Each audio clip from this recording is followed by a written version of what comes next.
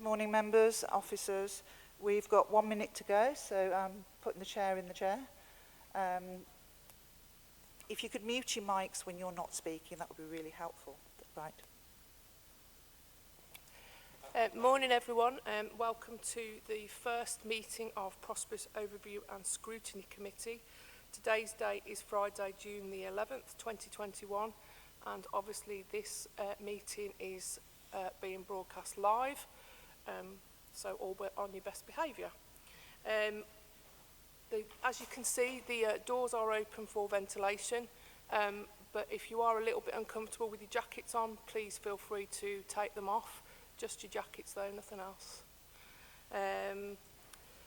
So we'll go straight on to the agenda and welcome to today's meeting. The first one is apologies. Deb? Apologies, Chair. Yes, we've received apologies from Helen Riley, Director of Family and Communities. And from members, we've got Keith Flunder and Saeed Hussain. We've also got, you'll notice that we haven't got any cabinet members here today, and that's because we've not actually got any reports as it's the first meeting, so we thought we'd give them Friday morning off. I'm sure they've found plenty of other things to do. So item number 2 is declarations of interest. I need to point out here that it is members' responsibility to declare their interests, and if anything crops up in the meeting, for you to do that at the start of that item. I don't think there'll be any issues today. No? Okay. Well, let's hope we whiz through it the rest of this. Minutes of the meeting held on the 15th of April 2021. You've all received those. I think there's only myself, David and Bernard and Ian that were on the last committee. I'm happy to propose those as a true record of events. Can I ask for a seconder? Ian Lawson, thank you. Okay, item 4 then, introduction to Prosperous Overview and Scrutiny Committee. And this is a joint presentation by the Deputy Chief Executive and Director for Families, Helen Riley, who's not here. So we're going to ask for presentations in the absence of Cabinet. And is Janine here? No? Oh, she's online. Yeah, I am. Hi. Morning, Janine. Over to you. Okay, thank you very much. So if I begin by introducing myself and then the team, and Catherine is going to load and share the presentation for us. So are you able to do that, Catherine?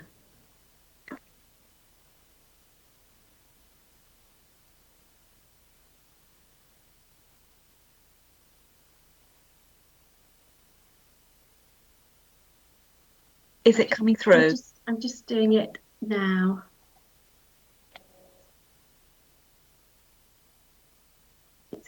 Brilliant. Yeah, it's just coming through. Can everybody see that? We've got a black screen at the moment. It's just coming through, Catherine. Okay, then. Yeah, there we go. So, if I introduce myself and then I'll introduce the team members for us. So I'm Janine Cox and I'm the Assistant Director for Culture, Rural and Safer Communities. And if we move to the first slide, you can see on this slide the services for which I have the overall responsibility. So they are regulatory services and community safety, and Trish Caldwell is here, and she is the County Commissioner for this service, and she will talk through the slides which provide the detail. Staffordshire Libraries and Arts Service, and Catherine Mann, who is the Head of Libraries and Arts, will talk through the detail of this service area. Then Rural County, and unfortunately Sarah Bentley, who's the Head of Rural County, is on leave, so I'm going to talk through Sarah's slides. And then finally Archives and Heritage Services, and Joanna Terry, who's the Head of this service area, and also the County Archivist, will talk through these slides. So the 5 of us make up the Culture, Rural and Safer Communities Leadership Team. As you heard, Helen Riley is my line manager and Victoria Wilson is our cabinet lead. And on this slide, so if we've moved on a slide. No, sorry, you're right, Catherine. So on this slide, you can see our service vision. So we do aim to encourage and enable Staffordshire communities to be active, creative and engaged within safe, sustainable, accessible and culturally rich and diverse environments. One of the key points which I make whenever I introduce our service areas is that mostly people make a choice as to whether they use them or not. People are not forced to take a walk on a right of way or indeed visit a library, country park or an archive. And with regulatory services, while slightly different, again, these services are absolutely about supporting and protecting communities across Staffordshire. And what we do know, and what we'll talk through, is that lots of people do make the choice to use and engage with our services. And all of our feedback evidences that these are services which are highly valued, and people do feel very passionate about the difference which a good cultural, environmental and regulatory service makes to their overall quality of life. And the recent Staffordshire Place branding exercise further evidenced, through the public consultation that took place, that two of the key things that Staffordshire residents value about the county are the green spaces and the rich cultural heritage, both of which sit within the services that I lead. So I'm now going to hand over to Joanna, and she will begin by taking us through the Archive and Heritage Service. Joanna. Okay, thank you, Janine. If Catherine could move to the next slide, that'd be great. So the Archive and Heritage Service comprises Staffordshire and Stoke-on-Trent Archive Service, which is managed through a joint agreement between Staffordshire County Council and Stoke-on-Trent City Council. It is appointed as a place of deposit for public records by the National Archives, and the entire archive collection is designated outstanding by Arts Council England, one of just 5 local authorities to hold this for their entire collection. The service is both an accredited archive service and an accredited museum service, and we manage the William Salt Library on behalf of the William Salt Library Trust. Our resources include 11.2 FTE staff supported by 135 volunteers. The officer-controlled budget is just over 542,000. Our collections include 5 miles of archives, 27,000 objects, 43,000 photos and 1,800 artworks. Prior to COVID-19, we received just over 6,000 in-person visits and 2.3 million online users. 13,500 documents were consulted, and we have about 4,600 objects on loan. A large proportion of that are items at the National Trust's Shugborough estate. So moving on to our key priorities. So on the top left, service transformation. So this year we've delivered 300,000 MTFS savings by completing a whole service restructure.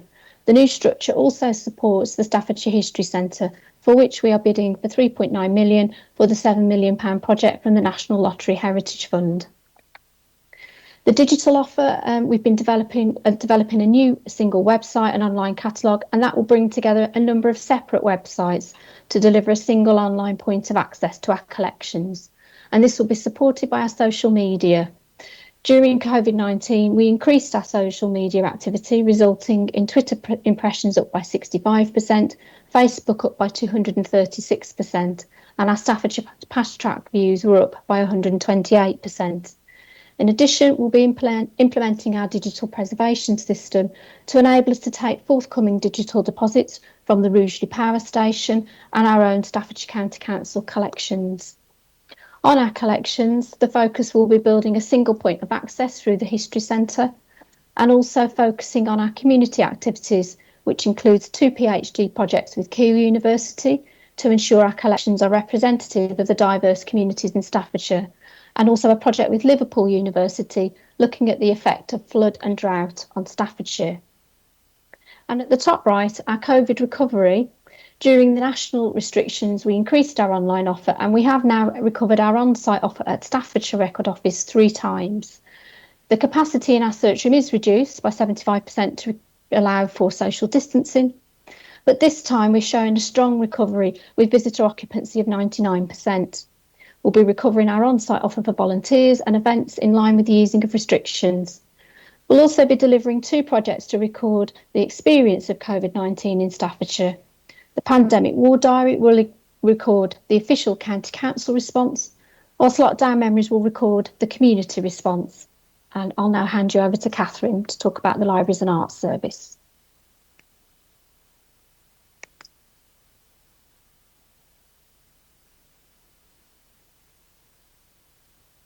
You're on mute, Catherine.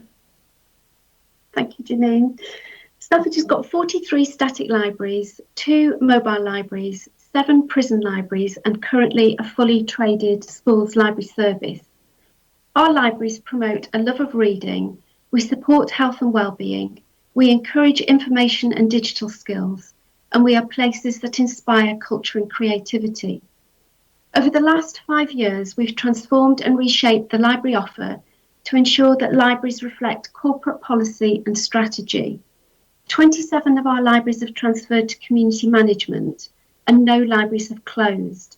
At the same time, Staffordshire County Council has demonstrated their commitment to modernising our library offer in relocating 3 libraries, Stafford, Newcastle and Lichfield, into new buildings. The rationale behind all of these 3 locations was to bring increased footfall into more centrally located library spaces and key areas of town centres. During the first year of operation, the new Lichfield Library saw a 97% increase in footfall, 85% increase in new membership, and a 19% increase in stock issues. During COVID, we adapted our library offer to ensure that where possible, we could continue to deliver a library service to Staffordshire residents. We sought to reach people who are lonely and isolated through Reading Friends, and people in need through our school uniform recycling initiative. We also set up telephone IT support, and we've been involved in the digital donation scheme.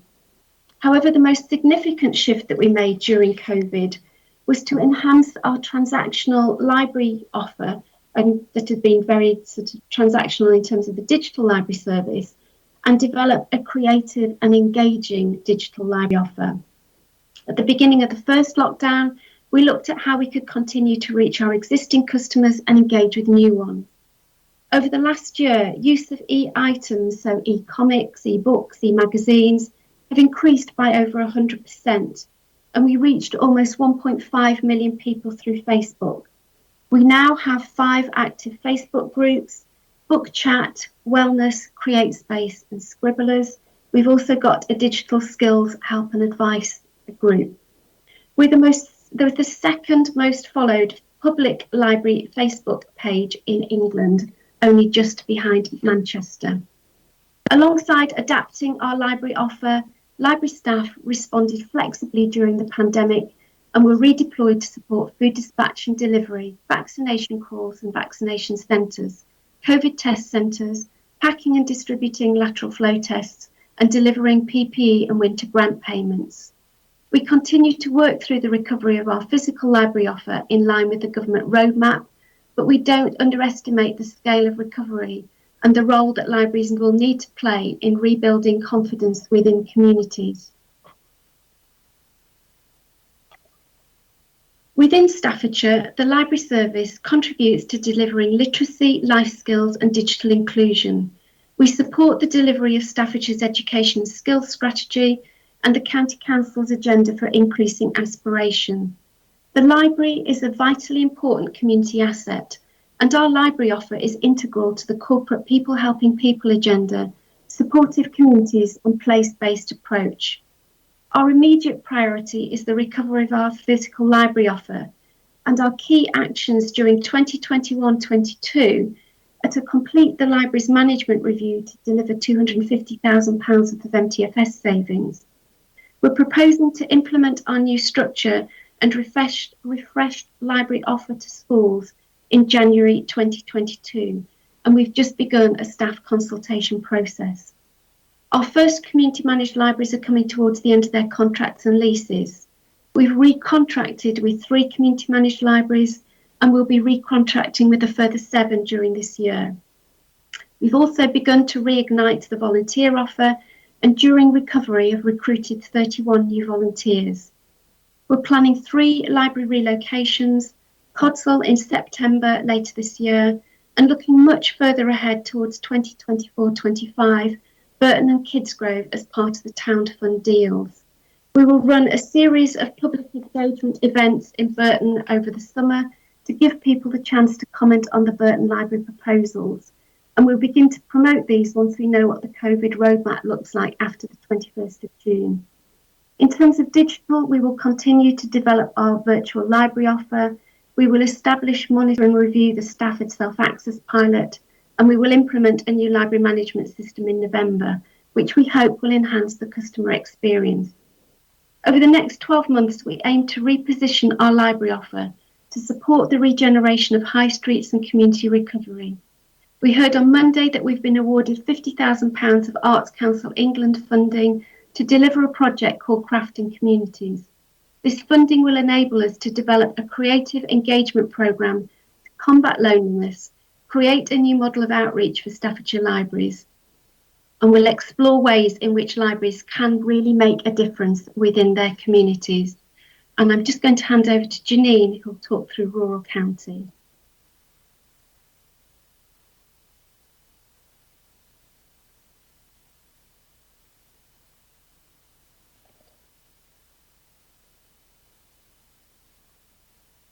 Thanks, Catherine. So these slides provide the detail about Staffordshire County Council's Environment and Countryside Service, which is entitled Rural County. And as I said earlier, I'm going to talk these through for Sarah. So if we move to that first, yeah, thank you. So it has 49 full-time equivalent staff members and a 2.2 million budget.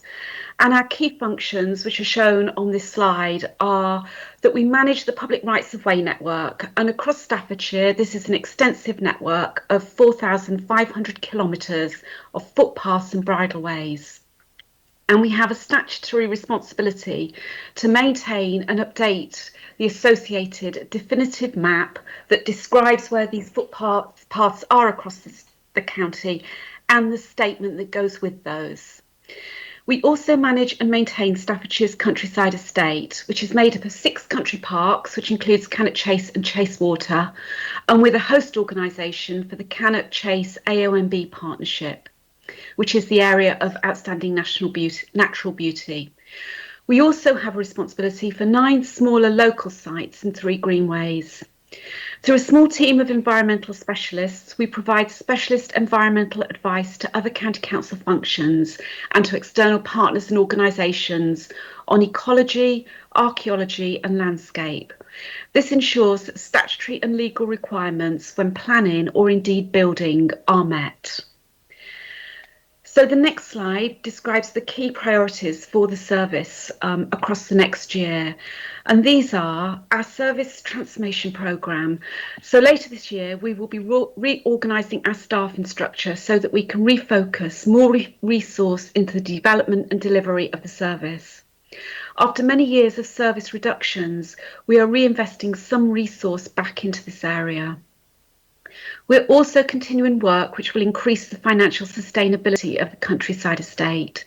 So this includes increasing our volunteer offer and involvement, generating income to reinvest, and we're going to do that through providing better cafes, increasing car parking income, and possibly developing arrangements with partners, which may mean we develop alternative management models for parts of the estate. Protecting and conserving Cannock Chase is a major priority for both the County Council and our team, and there are significant schemes being implemented which will hopefully balance visitor enjoyment with conservation. These schemes will hopefully improve infrastructure and also get the legally protected habitats into good condition, and we're going to do that, and we are doing that through things like the livestock grazing. As with all services across my area, the response to COVID has had a massive impact, and we've seen a huge increase in demand on sites and rights of way over the last 18 months. Additional resources had to be brought in to ensure public safety and to address those pressures. And our response to this has also influenced the reorganisation which is planned for later in the year, and also that recognition that increased investment was necessary. COVID also reminded all of us, I think, of the importance of access to the countryside, and we really want to increase our ambition for our countryside assets. They could offer more, and we hope to be able to improve facilities. We do want to develop visitor facilities at Chasewater and Cannock Chase, and we also want to revamp the Staffordshire Way. And these are just a few examples of where I think we can make a really positive difference to that visitor experience. So we will be looking for ways to secure investments so we can have a greater impact on people's enjoyment, their health, the economy, and also, and really importantly, on wildlife, heritage and climate change targets. Trish. Thank you, Janine. And I'm going to now talk through the regulatory services and community safety elements. So I'm going to start with a brief overview of trading standards. And as you can see from the slide, there's a vast array of legislation that trading standards enforces in the large blue bubble. Our approach is to offer advice and support initially to business to help them comply with the law. But where necessary, we will take formal enforcement action as a last step, including prosecution. It's a small team of 32 with a budget of 1.8 million. And you can see from the diagram, trading standards also deliver the council's statutory responsibilities in respect of safety of sports grounds. This slide also just illustrates a few of the highlights of last year, included metrics on the COVID-related enforcement and also dealing with an outbreak of avian flu that happened in the county. If we could move on to slide, please, Catherine. And this slide is around the focus for this year. And clearly we need to continue to respond to both the impact of COVID, but also any further enforcement that we're required to do, but also supporting businesses the EU exit, businesses requiring help for that.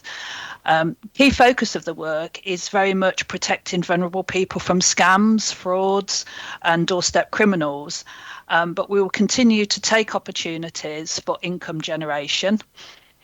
We've recently restructured the department in line with the MTFS savings, and there's a focus this year very much on developing the staff to make sure they can fulfil their new roles in the new structure.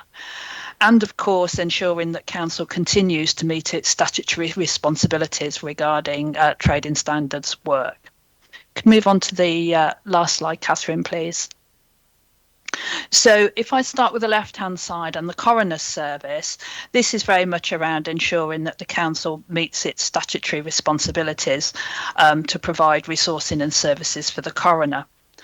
The coroner's area excludes Newcastle and Moorlands districts. These are part of North Staffordshire jurisdiction, which Stoke City Council administer and for which the County Council pays a contribution. Included on the slide is a flavour of the activity included in the management of this area. And you'll note that our coroner is due to retire later this year, so this will also be a focus in the next few months. And finally, on the right-hand side, the community safety. This work is very heavily focused on partnership working. As you can see, it's a very small team, one full-time person. The key governance for community safety is through the Safer and Stronger Community Strategy Group, which is chaired by Councillor Victoria Wilson. The budget is 867,000 and almost 700,000 of that is towards domestic abuse provision commission service that we commission jointly with colleagues at Stoke and also the Staffordshire Commissioner's Office. Community safety covers a number of topics, and those included on the diagram are those that are priorities for this year and are all contained within the Community Safety Agreement. Appreciate that's a very brief overview of regulatory services, and I'm happy to provide more detail on specific areas if required at a future date. Thank you, and I think that concludes our presentation. Thank you very much, ladies. That was very informative, albeit short. We'll just ask if any members got any questions to ask the ladies. Councillor Smith. I was interested in the library presentation, and we didn't seem to cover what we're doing as far as community-run libraries are concerned. And they sometimes seem to be out on a limb, whereas my feeling is that they're as much part of the library service as all of our other libraries. And the fact that they're run by the community is just simply a benefit, not something that divides them from all the rest of them. And I wonder was any comment on that, Jingle? So if I make the initial comment, and then obviously Catherine could come in. Firstly, I would assure you that our community managed libraries are absolutely part of our whole provision. And one of the key differences within Staffordshire when we went down a community managed model was that we were very clear that community managed libraries would be part of Staffordshire County Council's statutory provision. So that means that they are not at all on a limb. They are absolutely part of that overall provision. We also, as a county council, provide a really good and effective support package for those libraries. That support package was endorsed by Cabinet. It means that those community managed libraries have the same level of Wi-Fi, book stock, etc., as the county council managed and delivered libraries. And I guess the reason why we didn't separate them out in the presentation was around timings, but equally because we do see them as part of the whole. So because they are just embedded within our offer, we don't separate them out in terms of our thinking or how we manage them or how we resource them. And as you rightly say, they are indeed a benefit. Many of those community organisations have really developed the library offer, but also developed the library asset in very different ways to support their local community. I don't know whether you want to add anything to that, Catherine.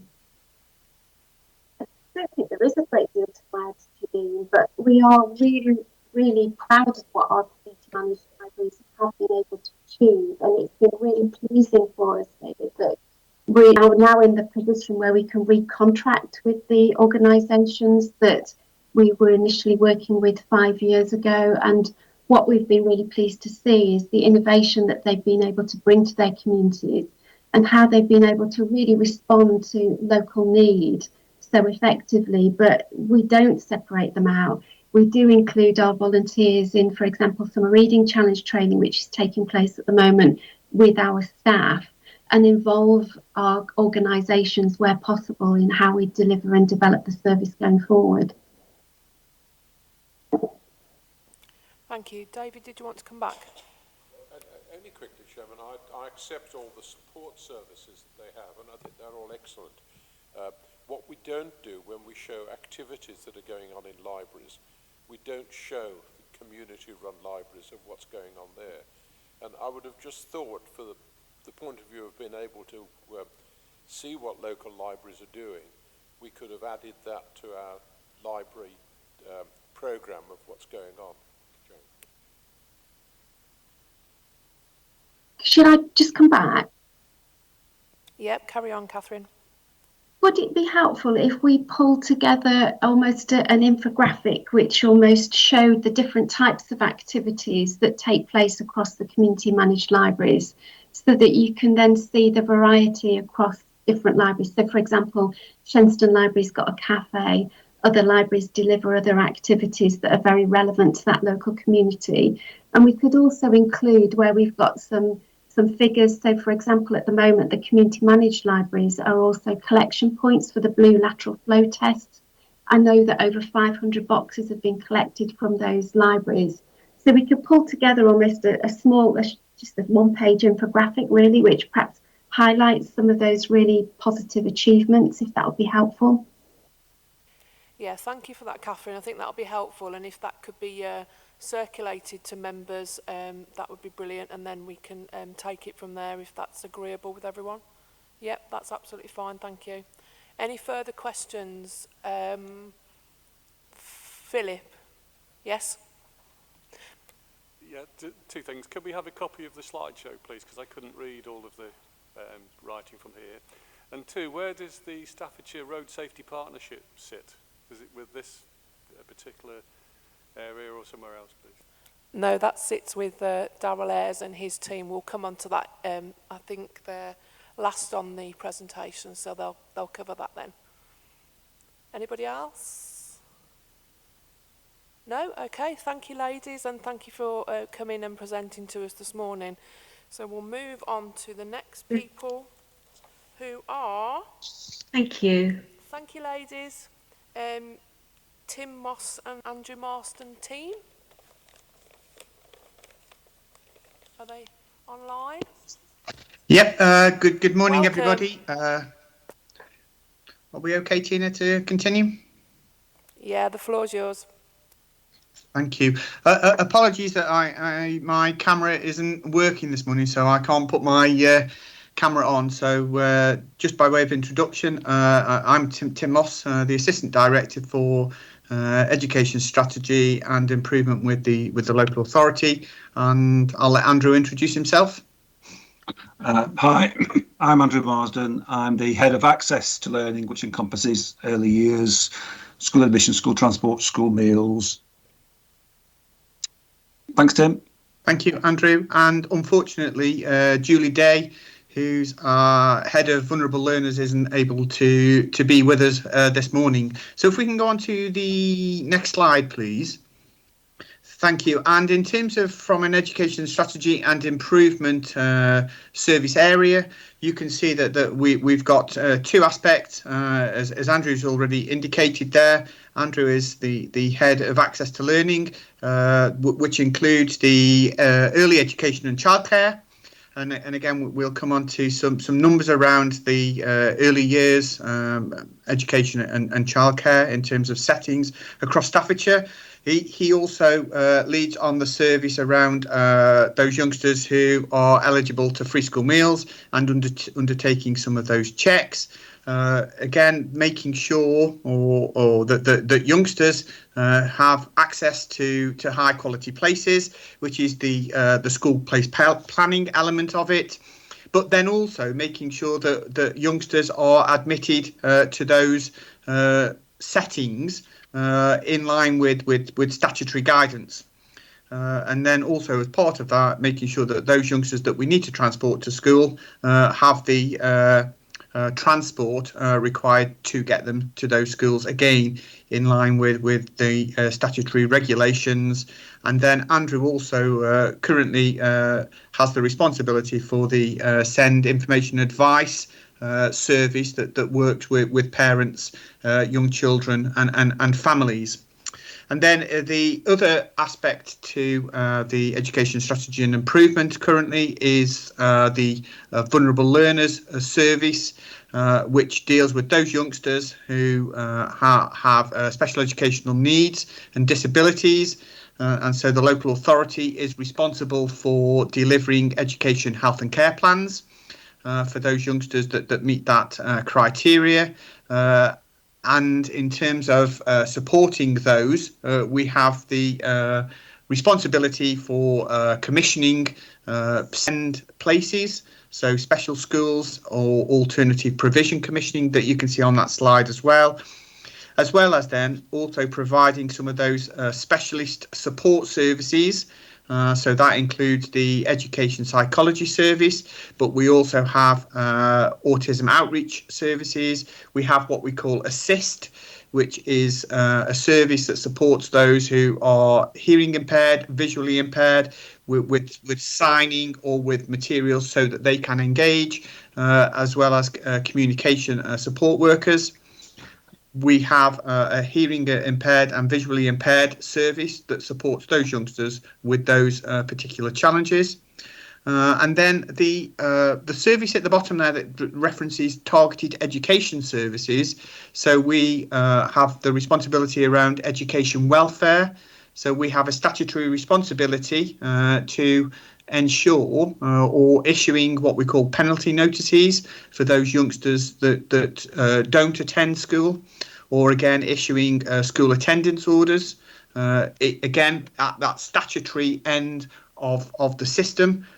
Schools and education providers are responsible for encouraging youngsters to go to school, but where they fail to engage them, then there is a statutory process that we undertake in terms of that attendance.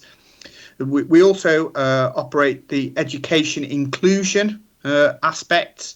So again, where youngsters are permanently excluded from schools, the local authority has a statutory responsibility to ensure that there is what is known as the sixth day provision, and that's part of the service that Julie oversees, as well as then we have sitting in that service is elective home education, so that we have a responsibility to ensure that where we know that youngsters are receiving an appropriate education if they're not attending school.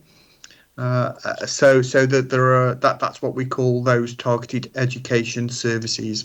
So that's kind of a brief overview of the services that we offer. Thank you. And what we can see there is the breakdown in terms of the work that we have. So in Staffordshire, there are, as you can see there, nearly 1,000 early years settings. And what do we mean by that? So that ranges from a childminder who may be just looking after one or two youngsters, and then right the way through to we call private, voluntary and independent nursery settings, so that they are providing that education for those youngsters who are not statutory school age. And so you can see, as I say, nearly 1,000 of those, and currently just for context there, 95% of those are judged good or better by Ofsted. And then if we look at the school sector, in Staffordshire we have 401 schools across, and again that those are range from nursery schools right the way through to secondary schools. So again, diverse mix of schools across Staffordshire. And currently, as at the 1st of June, what we can see there is that 255 of those schools are academies, and so are not directly we're not directly responsible for those. The local authority maintains schools and we have the accountability for those, but where they're academies, we're not directly accountable to them. And you can see 121,000 pupils are being educated in those 400 schools. Now, one of the things I guess at this point I would just want to pick up on is the work around COVID. And whilst those academies we're not directly responsible for, I think it's fair to say that COVID has meant that it doesn't matter what the governance arrangements are in those schools and settings. And I know on a couple of occasions in the previous Scrutiny Committee, we've been and reported the work of the local authority and education providers from a COVID aspect. And you can imagine that that's something that has been a kind of a direct priority over the last 15 months. And from our perspective, that's meant actually bringing teams from across the county council working together. So that's meant including transport officers, education safeguarding, the education psychology service, welfare service, inclusion service, the early years, the virtual school that sits within our children's services, the SEND assessment, the further learning that sits within Daryl's area under the skills aspect. But all of those teams coming together to work as a team to support our education providers with the issues and challenges that they faced. So that's included support, information, and at times securing additional funding. So we've provided additional funding for early years providers and other specialist settings, because if you recall, access to that provision has been restricted at times, which has meant that the providers may have struggled to remain open. But actually, as part of our work, that we've supported those settings. I know Catherine mentioned around lateral flow tests, but actually part of the teams have been supporting the rollout of lateral flow testing for staff, whether that be in our early years settings, and again establishing those lateral flow test pilots in our secondary schools and colleges for staff and students. And again, part of that, we've also worked around facilitating identification of eligible staff in all of those settings who would be eligible for the vaccination programme when it started earlier on this year. Safeguarding is a particular challenge, as we know, through COVID. And certainly what we developed is a system and a process so that we could support all of our education providers with their responsibilities around safeguarding. But it was that connection between the schools, colleges, the early years providers linking into our children's social care services to ensure that no children dropped through the gap and were missed, and so that we could guarantee that we were safeguarding all young children and children and young people to ensure that we didn't miss them. So I think from a kind of working with all of those settings has been a challenge over the last 12 months. If we go on to the next slide, please. So in terms of thinking about the work that we do, in terms of the role of the local authority within the education and skills system, as you can see, the landscape continues to change. And on this slide, what we've developed is what we call that partnership framework, where the role for the local authority is that one around championing for children, families and the communities to ensure that they have the right opportunities and the best provision that can happen in Staffordshire. But in terms of the challenge bit, it's that second role is about convening and bringing people together as an influencer rather than a kind of a direct impact on individual schools, settings and colleges. And that third role there is the commissioner of services, so that where we see particular challenges, it's around how we encourage that commissioning of those services to support youngsters and their families. And the middle kind of diagram there demonstrates that kind of connection and the links between that education and skills system, so that from the individual school, individual college, individual early years provider, but they all work within local clusters and they all work within networks.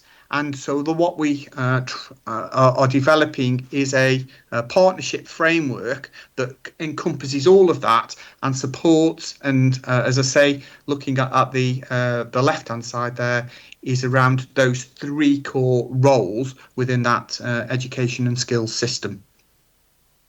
So if we move on, that's just and we'll share the slides again with everybody. Appreciate that's difficult to read, but what that demonstrates is that membership of the strategic group, so from elected members through to with all of the other stakeholders within the education landscape, whether that be early years, again through to universities that we have working with us.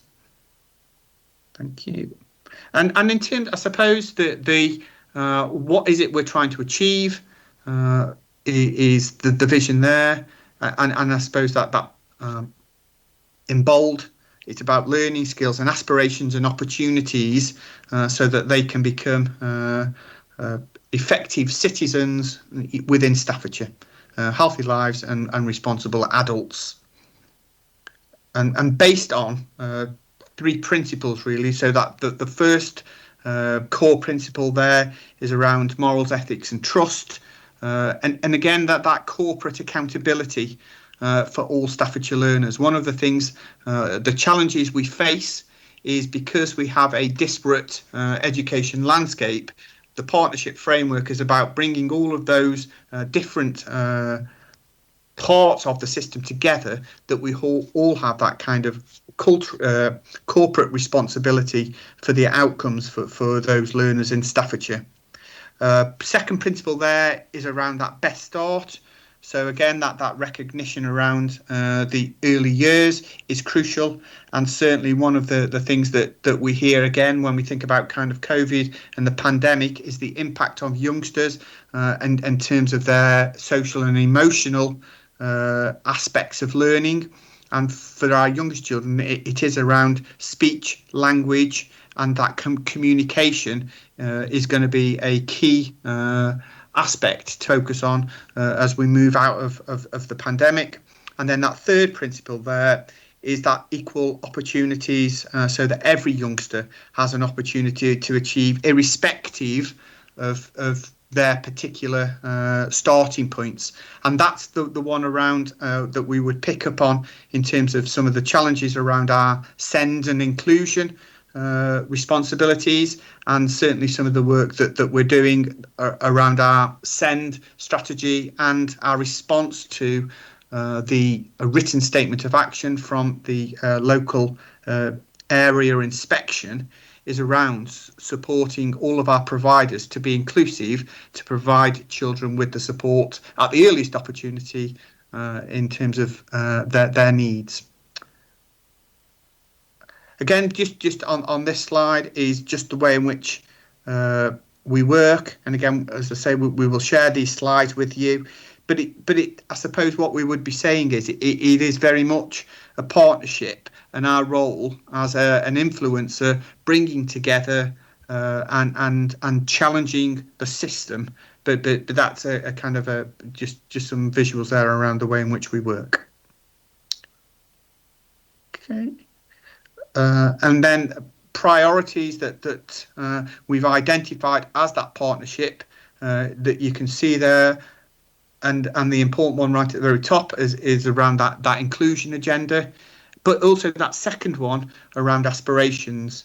That one of the things that we look at across that partnership is the performance outcomes of children and young people, and it's about we see our get off to a really good start in Staffordshire, but as they move through the system, when we compare Staffordshire to national comparators, then we're on a decline, and so it's working with the partnership to say, okay, how do we improve those outcomes by the time youngsters get to Key Stage 4, which is the end of secondary school, Key Stage 5, sixth form or college. And it's about how we ensure that those youngsters are achieving as good as they can, and linked into outcomes. What's the curriculum offer? How do we see? Because what we do know in Staffordshire is we have some of the best practice across the country, and it's about how we use that to support all of our capacity in terms of education provision. And then number 6, I guess, is one that's going to be even more important now in terms of the emotional well-being as a result of the pandemic. But that's going to be a significant one as we move forward. That what we hear is around that kind of recovery of education provision. That whilst we have to focus on that academic aspect, but we also need to recognise the social, emotional and mental health challenges of children and young people, and the impact that has on their learning. And so that will be a considerable piece of work as we move forward, and we'll be working locally, but also responding to that national advice and guidance and support to ensure that we can offer that in Staffordshire.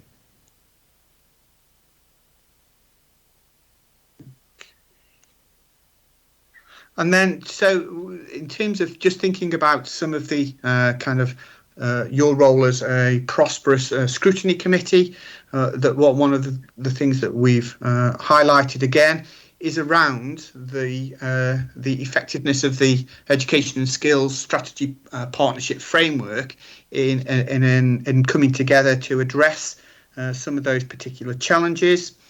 The SEND strategy, the SEND and inclusion work and response to the written statement of action, the work around COVID and how our education provision is recovering from it. And then also moving forward is that national agenda that you will have heard the Secretary of State for Education talk about. The vision is that whilst currently from a national perspective 50% of youngsters are educated in academy trusts, the vision is around 100%. It's around our role and responsibility to support strong academy trust in Staffordshire. So that two elements to that. The first one is around looking at those maintained schools in Staffordshire and how do we encourage them to work together as a strong family of schools and look at that academy agenda. But the second point again is about that relationship with the Regional Schools Commissioner to ensure that we've got the strongest performing academies in Staffordshire. And then the last two there, again, linked to those vulnerable learners around that inclusion agenda. So thinking about those youngsters who potentially may be permanently excluded, attendance challenges. And then the last one is around that pupil-placed planning to ensure that we have the right number of places for our population of children and young people in Staffordshire. So that's a very brief overview for the work of education, strategy and improvement. Thank you, gents. We'll move on to any questions. I've got a couple if I may start. The first one is how many children do we currently have who are special educational needs? And the second one, do we believe that we have enough early years places across Staffordshire? I'll give you those two to answer. So in terms of special educational needs, there's two figures that we use, Tina. And so from what we call those youngsters with a education, health and care plan in Staffordshire, that goes from 0 to 25 years old. And currently in Staffordshire, we have just over 6,100 youngsters with an education, health and care plan. And then the other SEND number of youngsters is what we call those youngsters who are in statutory school age, and it's referred to as school support. And in Staffordshire, we have just under 10,000 of those youngsters who are at school support. So the overall kind of population that we have in terms of that measure is, as you can see, 16,000 of those youngsters. I'll hand over to Andrew in terms of the early years places. Thank you very much. In terms of early years provision, Staffordshire is in a particularly strong position. It has for many years excelled in terms of both provision of places and take up. At the moment, our take up for 2-year-olds is 83% against a national average of 69%, and it's a similar sort of gap in terms of provision for 3 and 4-year-olds. That said, COVID has presented and will continue to present challenges to the early years sector, the vast majority of which are private businesses. The changing pattern of parental working is affecting demand for places in our early years settings. So as part of that COVID recovery work, we need to work very closely with them to support them so that we can have sufficient good quality provision and you've seen the statistics where over 90% is good or better, to link back to that requirements to give children the very best start they can get. Thank you. And the last one from me is about elective home education. What are the numbers, and have they gone up since parents have been teaching their kids at home, allegedly? Yeah, so we've got in the region of 1,200 youngsters that we're aware of, and the reason I say that we're aware of that there is no statutory requirement for a parent to inform us that they've got a youngster that's being electively home educated. The only way that we're aware of it is where a parent removes the youngster from a school role, or that we're aware of it because they've reported it to us. And yes, we did see a significant increase, across the country. So Staffordshire was no different to anywhere else across the country, of parents removing their youngsters from a school role to then electively home educate. What I would say is that in terms of the response to that is that we have put a robust system and process in place to ensure that where that is happening, the parents understand their statutory duty, because there is a duty on them to ensure that they do provide an education that is appropriate to the youngster's age, aptitude and ability.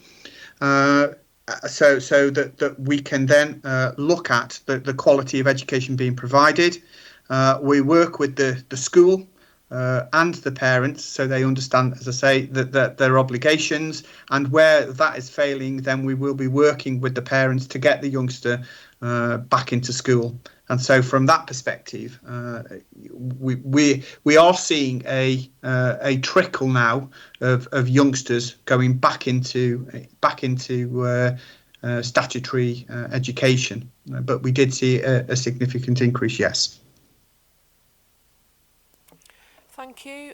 Councillor Smith, you have a question?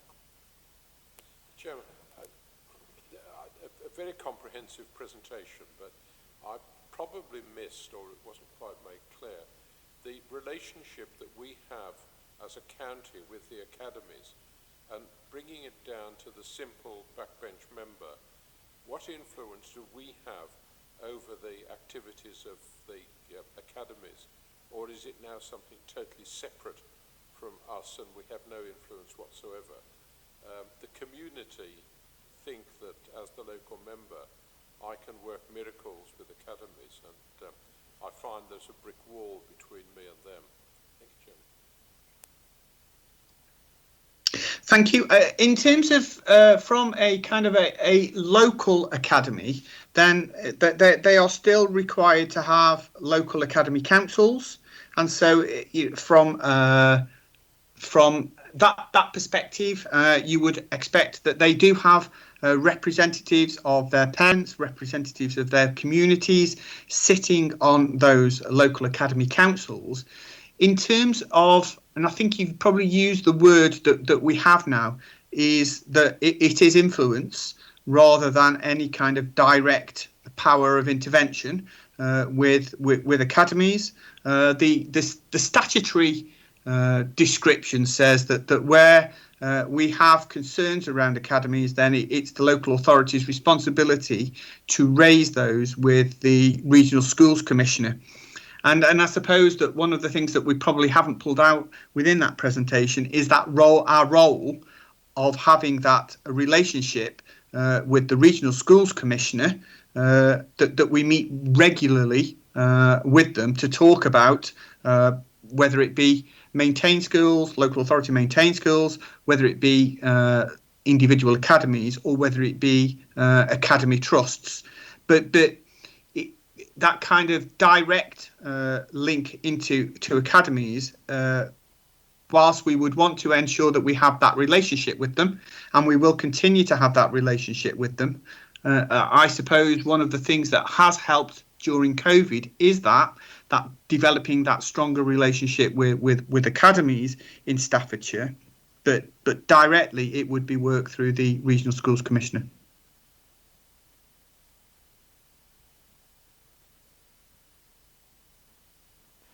Okay, Councillor Hutton, do you have a question? I've got two quick ones, please, for the team. Is there any link between sixth form colleges and the apprenticeship schemes? I appreciate they come under different parts of the council. And my second one is, how much effort goes into making sure that SEND pupils are in mainstream schools rather than special schools? Thank you. Okay, in terms of the first question, I know Anthony's in the room somewhere. I don't know whether, Anthony, you want to comment on kind of that post-16 and link to apprenticeships. Hello, good afternoon. Name's Anthony Baines. I'm Assistant Director Skills and Employability. So part of my remit covers working with colleges and apprenticeships. And so that means working, I suppose, with our own programme from a county council perspective and the apprentices we have, as well as working with providers and partners across the patch to promote apprenticeships and to promote the further education sector. So our work very much ties into the work of Tim's team in terms of that partnership approach around the education skills strategy and how we bring together that sort of broader sector approach.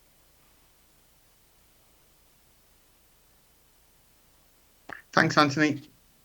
Just picking up on the second question around that support for youngsters in mainstream settings, that as part of our SEND strategy, that is one of our priorities. And the work that we're doing across the county is developing what we call the district SEND model.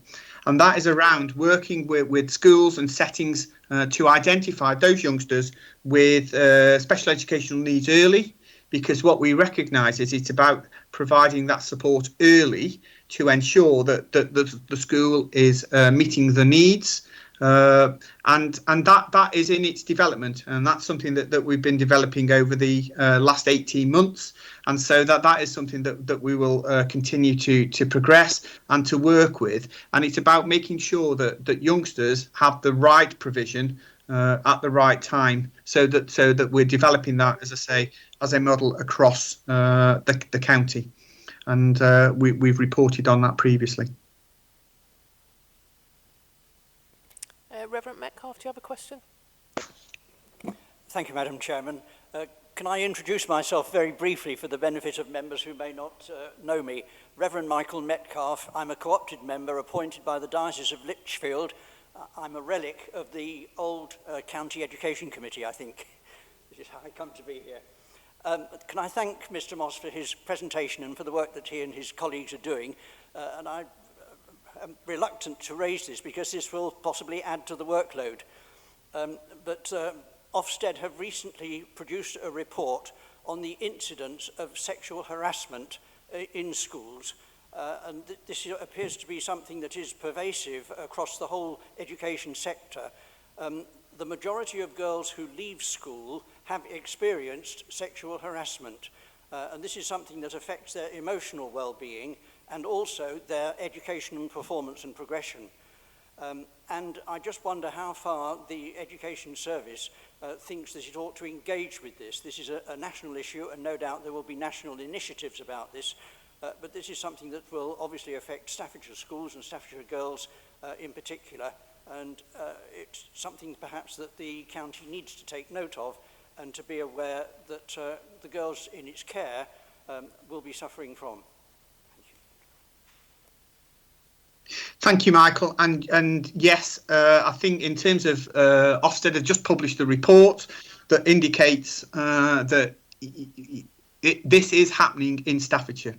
whether people believe it or not, we know that this will be happening to youngsters and girls in particular in Staffordshire, and certainly our education safeguarding leads will be working on this as a priority with designated safeguarding leads. They'll be working with the safeguarding partnership in terms of the safeguarding board to ensure that we do whatever we need to do to support the youngsters, but certainly to support the education providers to ensure that they're doing everything they can to support the youngsters in their care.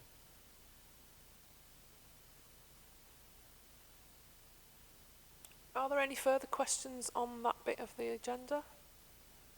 No, we'll move swiftly on then to Darryl and his team who have drawn the short straw of going last. Over to you, Darryl.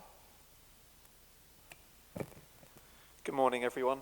My name is Darryl Ayres and I'm the Director for Economy, Infrastructure and Skills here at Staffordshire County Council, one of the 3 delivery departments.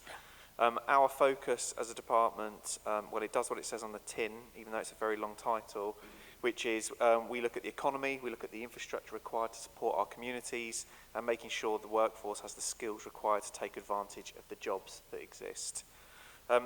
We've been asked to keep it short and sweet. We have done a presentation which I hope was circulated beforehand, but if it wasn't, we'll make sure it's circulated afterwards because I note that some of the text is quite small on this, so it's probably going to be quite challenging to read it. So it's quite a small department. We've got about 500 staff in total. There's a bit about the finances that I won't spend too much time on now, but we've got 4 key elements to our department and 4 assistant directors who are with us today, 3 in person, 1 not, because he lives up towards Manchester, and with the work that's going on there around the Delta variant, we thought it was sensible for him and for everyone else that he continues to work from home.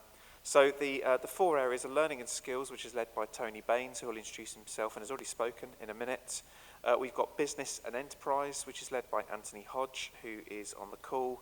We have connected and sustainability, Sustainable County, which is led by Clive Thompson, who's over here. And we have highways and the Built County, which is led by James Bailey. So yeah, as I said, quite a small team. I say small budget, but it's obviously a lot of money, 73 million that we've got to spend this financial year. But in the context of what the County Council does as a whole business, around £500 million budget, given we cover a lot of the universal services, this is quite a small area of spend. I won't go through too much of that, but as well as revenue, we spend quite a bit of capital as well, delivering major works and schemes that have an impact on Staffordshire as a place. So what we've done with our presentation, to try and keep it short, is each assistant director will give you a very quick overview of what their business area does, some key facts and figures, but then some suggested areas that might be of interest from a scrutiny perspective for the next year. From a strategic perspective, I'd suggest the kind of the biggies that this committee will definitely want to consider will be the changes and transformation that we need to put in place this year in delivering highway services. That will be something you'll want to keep a close eye on. We've got the transfer back into County Council of the household waste recycling centres that's happening from March 2022 that you will definitely want to get sight of before that happens to make sure it's all running smoothly. The work we're doing to support the economy, fingers crossed, to come out of COVID and into full recovery, particularly support to town centres. And then finally, the work we're doing to support our workforce to kind of upskill and change skills in terms of the future economy. Now, I know I've stole some of the thunder of the team there, and apologies, but they're the kind of biggies that I suspect you'll want to look at. So that's all I'm going to say by way as an introduction, and I'm going to ask James Bailey to start with highways and the Built County. So James, over to you. Thank you, Darryl. Morning, everyone. So I'm James Bailey, Assistant Director for Highways in the Built County. The Highway Service Area, of course, is one of the most public-facing services of the County Council. The team's primary purpose is to create the conditions for growth and to create quality of life for the people of Staffordshire through the sustainable development, improvement and maintenance of the council's or the county's roads and built environment. The work of the service area is split across 5 key functional areas, which is depicted by those small clusters of pictures there. So I'll quickly just run through those. On the top left, we've got the Highway Asset and Network Management team. Sorry, Dal, if you just go back one, sorry. That's okay. Who the top left is the highway asset and network management team who manage the road maintenance strategies and programs. They also coordinate all other activities on the network, such as tourism or sporting events, and obviously activities of statutory undertakers, managing their infrastructure. Moving across to the top right, we've got Highway Technical Services, who manage the Council's 25-year street lighting PFI asset renewal contract and manage and maintain traffic signals and intelligent traffic systems, as well as also operating the County Council's in-house commercial highways laboratory. In the middle is the Community Infrastructure Road Safety Team. Their primary role is to support local members, connecting the highway service with local communities, so cascading important works, information and policies, identifying gaps between strategic programmes and local priorities, and then working with local members and districts and parish councils and local communities to find those solutions that fill those gaps. The team also leads on the Council's road safety activity, including linking in with the Staffordshire Safer Roads Partnership to align all education, engineering and enforcement activities. In the bottom left corner, we've got Sustainable Development team. This team's responsible for ensuring all development is acceptable in highways terms. That includes securing developer contributions to infrastructure improvements and adopting new roads. The team also manage the Council's flood risk management functions, which amongst other things means investigating the cause of flooding events, bidding for flood defence improvements, and more generally promoting greater public awareness and working with communities to strengthen local resilience. And then last but not least, in the bottom right corner, we've got the HS2 and Integrated Transport Projects team, whose responsibility is ensuring the economic opportunities of HS2 are maximised and the negative impacts minimised. More widely, that team also oversee the delivery of the Council's Integrated Transport Improvements projects and programme, including the road safety schemes that are funded through the HS2 Road Safety Programme. We move on to the next slide. Thanks, Darryl. In terms of priorities for 21-22 and the suggested areas for close scrutiny, I'd first, as Darryl's already mentioned, draw your attention to the Highways Transformation Programme. Cabinet have made it quite clear highways is now front and centre of Cabinet's priorities.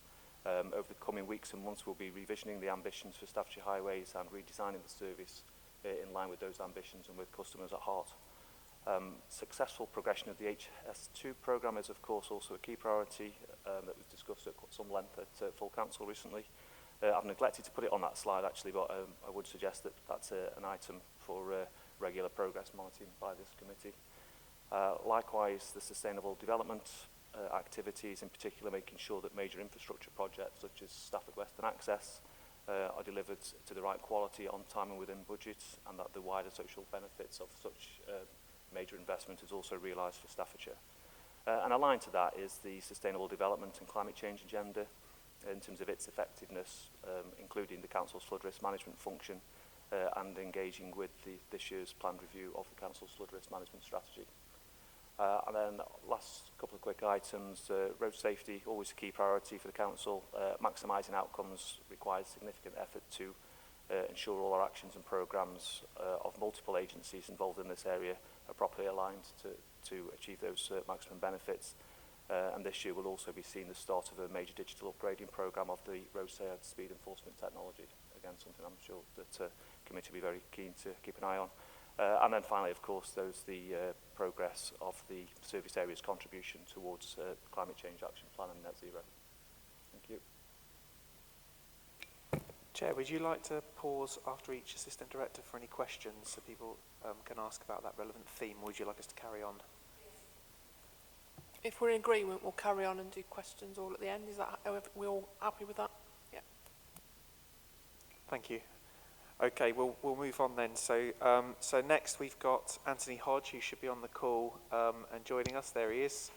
So Anthony, over to you. Thank you, Darryl, and good morning, everyone. Apologies for not being there in person.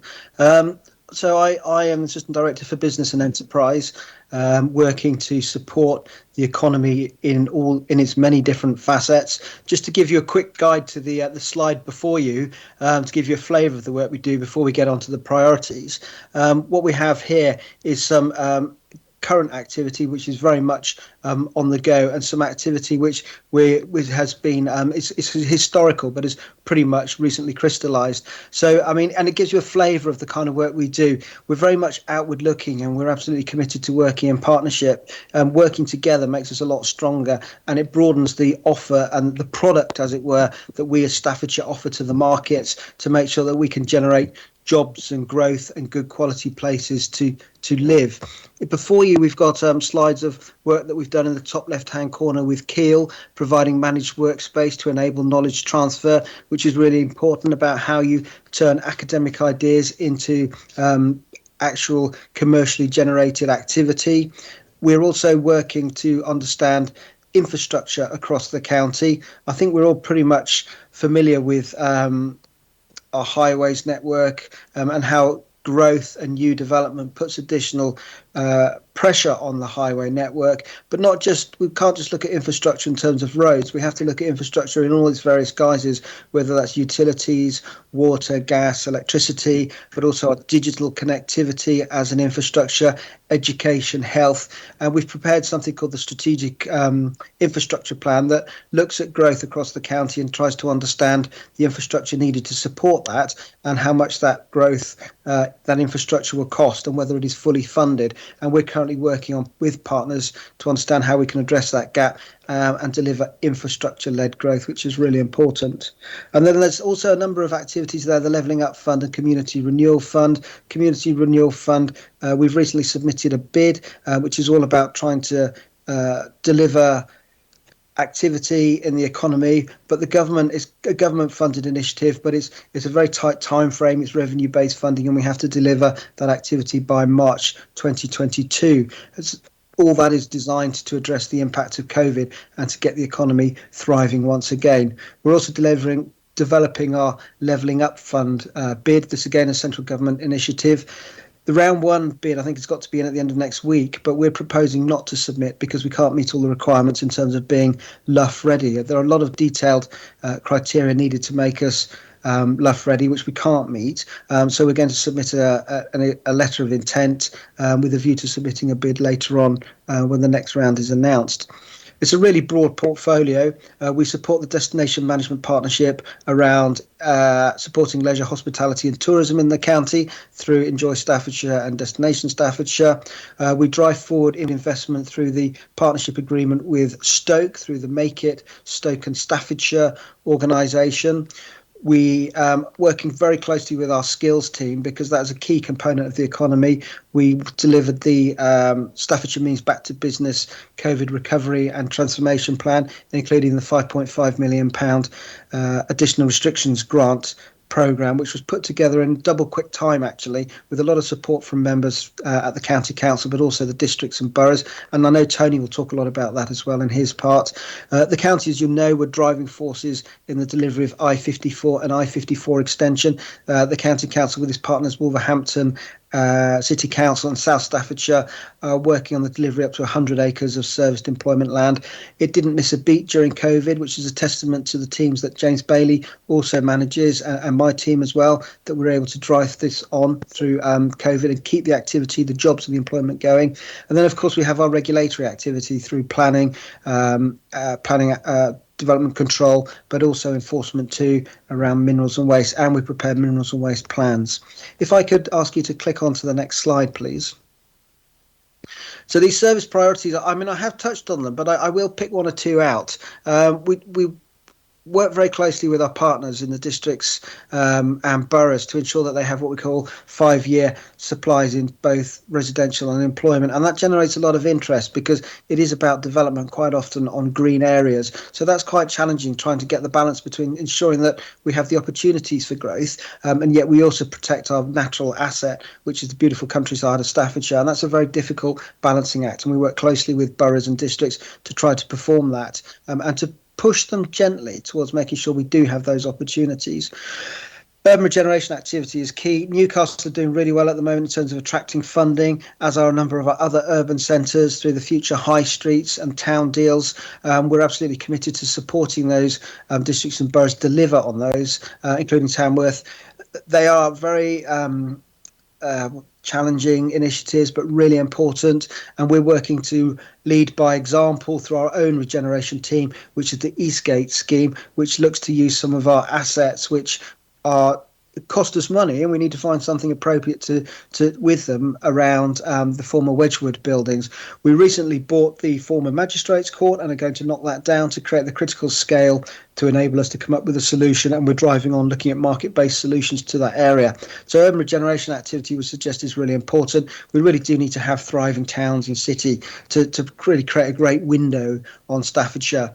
We mustn't forget all the regulatory activity around the minerals and waste. That's really important with HS2 coming through our county. We've got pressure, not least the planning application for the Pyford Brook quarry, where we've had something like over 700 objections, and we worked to determine that application. So there's a lot of interest, a lot of public interest in that, and it's trying to get the balance between delivery and supporting the growth of the economy, but also the protection of our natural assets.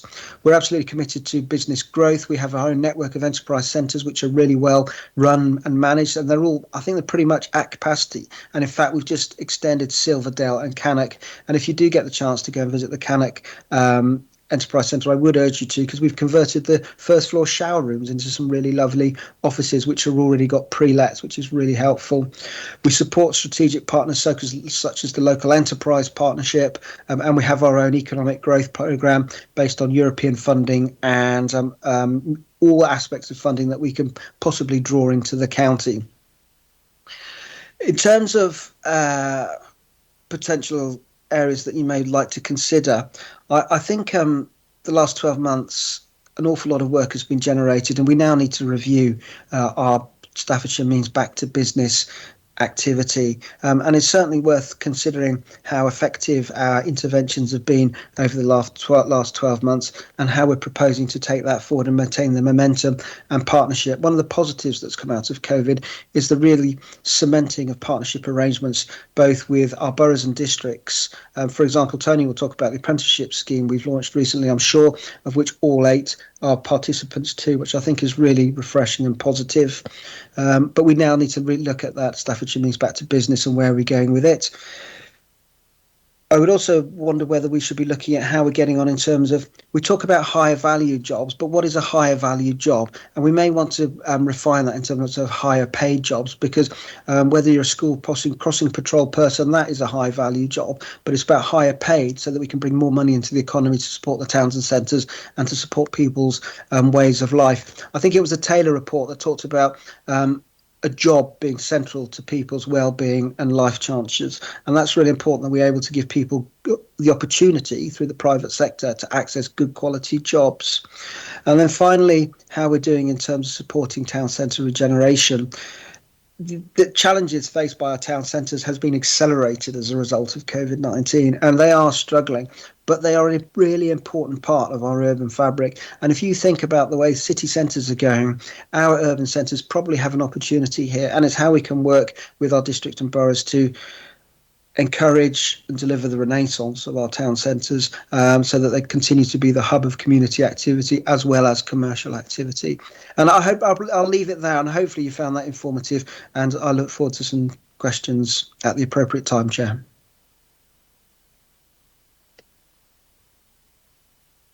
Tony Baines.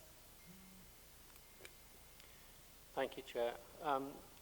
So my area covers education, learning and skills post-16, and as you'll see from some of the pictures up there, that ranges from everything from young people progressing with special educational needs and disabilities through to adulthood, and some of the organisations where we work with, such as South Staffs College. We also work to promote skills and progression to young people, and to do that we've worked with colleges, businesses, training providers to expand facilities and equipment and access to high quality training, and promote careers in particular pathways around STEM, advanced manufacturing, sectors that are really important to the local economy.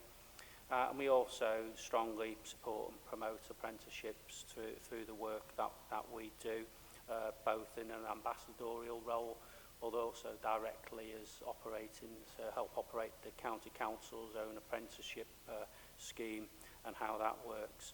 But also we work with adults, and particularly those who are at the low range of sort of ability, or people returning to the labour market.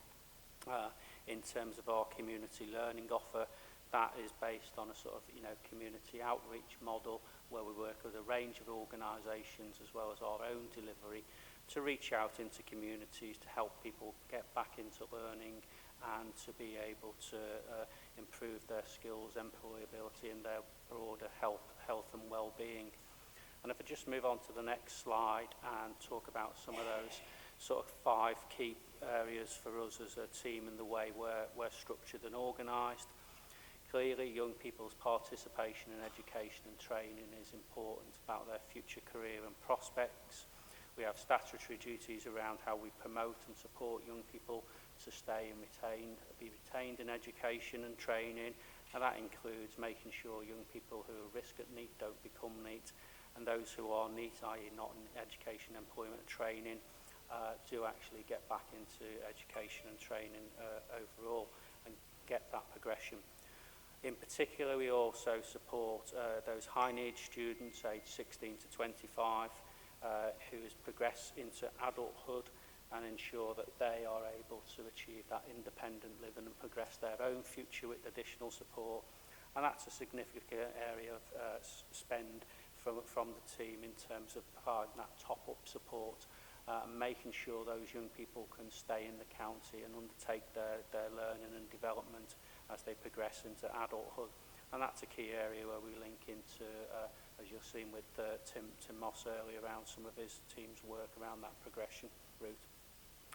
Secondly, apprenticeships, obviously the gold standard in education and training in terms of getting that career.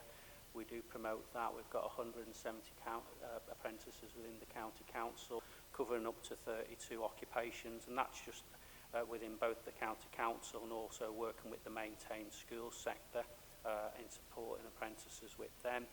And as part of that technical education, we also work with providers to promote the new T-levels and the work they're going to do to introduce them to provide that additional technical level 3 pathway across the county. On the sort of older age and the adult side, employability skills are always important for people to get into work and progress in work, whatever their level of achievement.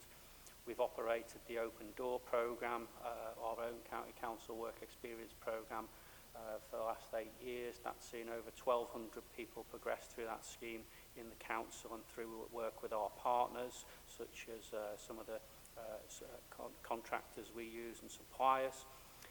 And that ensures that we're able to offer people of all abilities and backgrounds that 12-month structured work experience opportunity. We've also worked with the Careers Service to be able to promote opportunities, and as part of the work we do with Entrust, that promotes careers advice and guidance to young people leaving school and ensuring they get a place in the subsequent years when they leave school and return in September. And also work with the National Careers Service around promoting careers activity to adults across the board about future skills and the support they can achieve.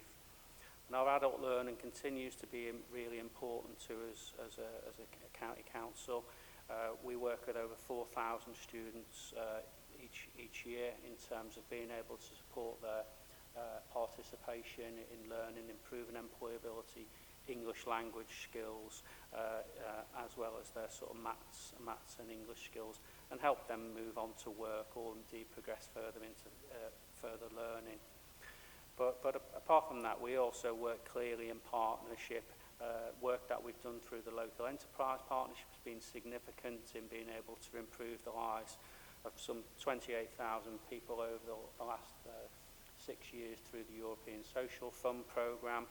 That's seen over 12,000 residents progress into work or training. And the work we've done around accessing government funding through the LEPs to support that investment in skills, equipment and facilities, particularly around STEM subject areas and advanced manufacturing, has seen over 1,300 jobs be created in advanced manufacturing engineering across the sector.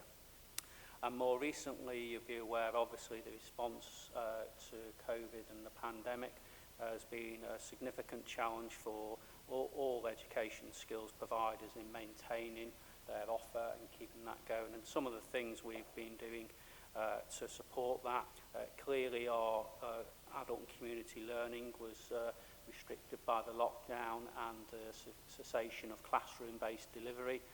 That meant that we had to switch from a sort of a workshop and a craft delivery route way into an online route. Prior to the first lockdown, all our delivery was classroom workshop based prior to Easter. Following the Easter break, we were able to stand up 110 courses online and work with over 800 learners through that summer term. And that blended learning offer now feeds through into that more resilient approach we've got to working with adults and people in communities now through that digital and blended learning offer. It's enabled us to switch provision on and off, whether it's remotely or indeed doing on-off type provision and roll on and off provision. But also we've recognised that young people have needed that support as well. We've continued to do our track and reporting and participation in education and training, working with schools, colleges and providers to offer that additional support remotely now. But equally with adults, we recognised during the pandemic that they needed support, particularly the work that we needed to do to support them for those businesses facing restructuring and those businesses and people where they might potentially lose their job. And we worked with the National Careers Service to set up a recruitment and redundancy triage service, one of the first in the country, that sought to match people and businesses who are looking at restructuring or facing losing their jobs. And we've worked with over 1,600 people in the last year or so, give them support about their careers in the future. And on the back of that, we then worked with all the district key partners across the sector to establish a redundancy task group.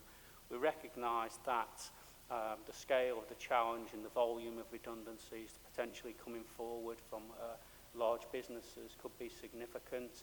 And over the last year, we've worked with over 70 large businesses with over 7,000 staff at risk of redundancy to offer them a partnership approach of support, whether that's in finding new jobs, finding help and support, or improving that employability for the next step. And 48 of those businesses have taken up that support. And on the back of that partnership that we built around that response, we've been able to support other initiatives the government have brought in, such as the Kickstart Work Placement Scheme, which offers young people a 6-month paid work placement. And we've worked with the Chamber of Commerce and generated over 1,000 placements for that scheme. And we're working with providers now, the new Restart scheme that will be launched this month, which offers long-term support for those people who have been unemployed for over 12 months. And more latterly, as Anthony Hodge, we worked with all the borough and district councils to put together the Staffordshire Means Back to Business programme. And that's seen a significant investment pot from the county council, the borough and district councils through the additional restrictions grant fund, and match fund them from the European Union to an investment pot of just over £5.5 million. And that's led to us being able to establish a Apprenticeship 500 scheme where we're offering a £5,000 incentive to businesses to take on an apprentice and support their progression with their workforce.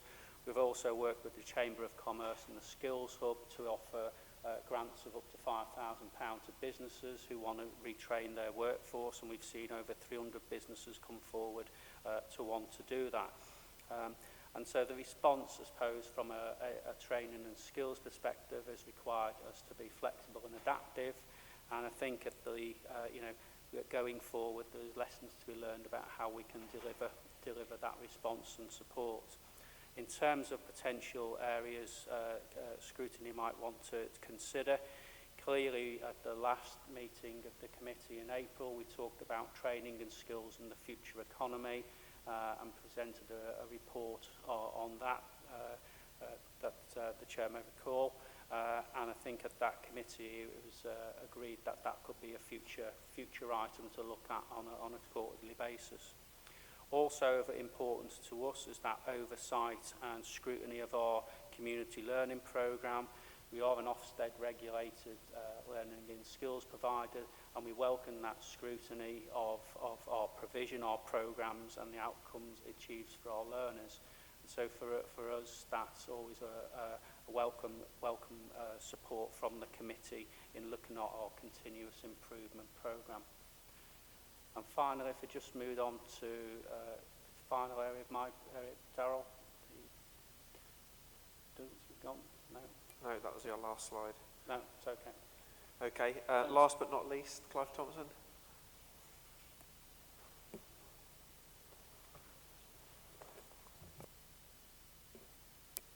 Thanks, Darryl.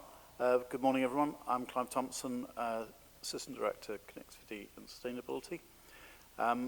The slide up there, you can see, hopefully you can see the photographs we've got there. The team I look after has three elements. One of them is connectivity strategy. And the icon on the top left there is really just an indication that that team is working with others pretty much in everything they do. Obviously, one of the main areas is working with the 8 district boroughs, the planning authorities in Staffordshire, and making sure that their development plans are sustainable in terms of transport. And a lot of the schemes that you see, whether it's the larger ones such as SWAR or Lichfield Southern Bypass, you know, the sort of the ideas are formed in that team, and the delivery sometimes in those schemes maybe 10 to 20 years after they're first initially discussed. There's also smaller schemes as well, such as cycling and walking and bidding opportunities that the council has to DFT.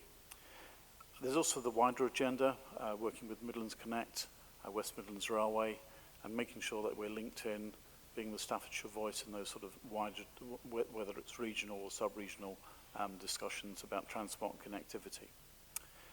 The other team is transport operations and future connectivity. You know, a large part of their work is home to school transport, which is mentioned earlier this morning. So it's about getting about 8,000 children to school each day, and the operational logistics of that, quite a challenge, and certainly very challenging in the last 18 months. So there's about 150 operators that we work with there, and making sure that safety is paramount, obviously, DBS checks, vehicle checks, as well as all the transactions and finance that goes with that, and making sure we've got the logistics right for efficient and effective service. Also working with the public transport operators in Staffordshire. There's a slide there showing the Staffordshire Not ticket. There's about 14 operators, so you know, there's not one operator for Staffordshire, and we're trying to work with them, making sure that they work effectively together, and we have something called the Staffordshire Bus Operators Forum to do that. But there's also that wider side of future mobility, thinking about that, thinking about active travel. We've got one of the biggest bikeability schemes in the UK, which is great, and we're in schools doing bike training, and so you know quite a range of activity right across the piece. The third team is waste and sustainability. So at the County Council, as the Waste Disposal Authority, has the accountability for the disposal of something circular 500,000 tonnes of waste each year. We do that via our 2 energy for waste plants at Hanford and W2R. There's a picture up there which you probably can't see, but it's the plant down at Four Ashes. But also we call it the 4 pillars of waste, and another pillar is the household waste sites, and which I'm going to come on to later.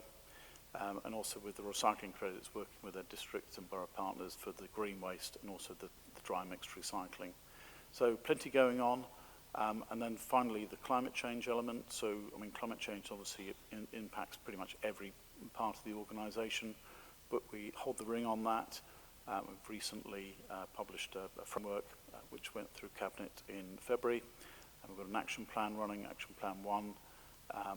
We're working on Action Plan 2 at the present time, and that's about our commitment to get to net carbon zero by 2050. Next slide, please, Darryl. Brilliant, thank you.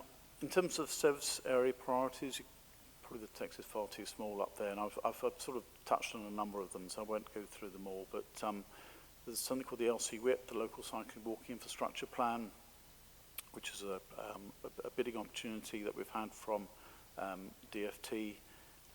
We have that document that's recently been signed off by a cabinet member, and we're working through that. So it's quite an ambitious plan of investment for walking and cycling in Staffordshire for the next 10 years, and we've been successful in getting funding, and I think there's going to be an annual funding round which we need to bid into, but there's work on the ground presently, which is great. Public transport, the DFT recently published their Bus Back Better, the bus strategy. Without doubt, COVID has definitely had a massive impact on public transport in the UK, and currently, you know, the patronage levels are well down in terms of rail and bus, and one of this aspect of the new strategy is to get people back on bus and hopefully support the bus industry in Staffordshire going forward.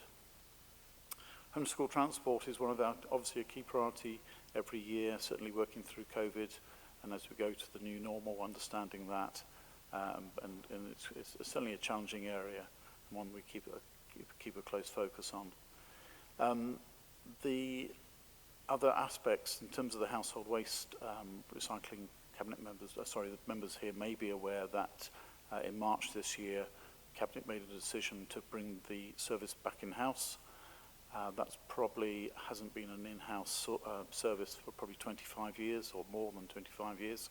So we're working through that currently to transition to bring it back from in-house from 29th of March next year. So yeah, lots of expectations from that, and hopefully improvements that we can introduce. So, you know, really exciting. Climate change, I've already mentioned about Action Plan 2. That's in development at the present time and will need to be discussed with the Cabinet member, and potentially an item for scrutiny if they wish to look at that. There's some headline info on the slide. Don't intend to go through that, but there's lots of metrics in there. In terms of potential items for Select Committee this year, there's the North Staff's Air Quality Plan, which is coming together, which is a joint working with Newcastle Borough Council and Stoke. We're looking at a final business case, probably early part of 22. So it's something which the scrutiny members may be interested in that. The National Bus Strategy, something called the BSIP, the Bus Service Improvement Plan. We need to submit that to DFT if we want to go down this road by October. So time is very tight with that, but it's something which may be of interest to members. The Future Travel Agenda, I haven't really touched on that, but we're working currently with the DEPT on Live Labs projects, and that's a lot of innovation has been going on, and a lot of the schemes are on the ground now, and we hope to have the outcomes from that probably in the autumn, and that may be something of interest to members. Again, household waste, I've got that there, that's project progress. The intention is to come back to scrutiny probably in the autumn. We took it to scrutiny in February this year, and the decision then at that for members at that meeting was that it should come back to scrutiny prior to it coming back in-house. And as already mentioned, Climate Change Action Plan 2, we hope that would be probably September time, that would be ready for scrutiny. And that's me myself, Darryl, thank you. You'll be relieved to hear that's it. So that was our quick summary, and we've probably missed lots out that you'll be interested in, but hopefully that's given you enough to have a feel for what's important for the rest of the year. Thank you, Chair. Okay, I'll start the questions again if I may. One for you, James. You took a while, and Clive, you touched on the climate agenda. I've recently bought an all-electric vehicle, and there isn't a single electric vehicle charging point anywhere around this building. The nearest one is either Stafford Borough Council or Stafford Hospital. It's a long walk from either of those. So that's my question to you. What are we doing about electric charging points going forwards? And one for Anthony. Technical levels, are they replacing vocational qualifications in colleges and universities? That's it from me, and we've got a couple of others from a... Chair, if you don't mind, I'll take the EV question. That's okay. EV, obviously, that's part of the future connectivity agenda. I think it's probably fair to say that a lot of local transport authorities are sort of scratching their head with this a bit. You know, what's our role in this going forward? And it's come on hugely in the last 10 years when you think about it and the number of vehicles. You know, some of the matrix on those stats on this is that I think 40% or a huge number of charging actually happens at home. But having said that, about 40% of those homes can't have charging, they haven't got a driveway in which to charge their vehicle. So there's a lot of challenges here. We're currently working on a strategy for that, which will be put to the Cabinet member for sign-off.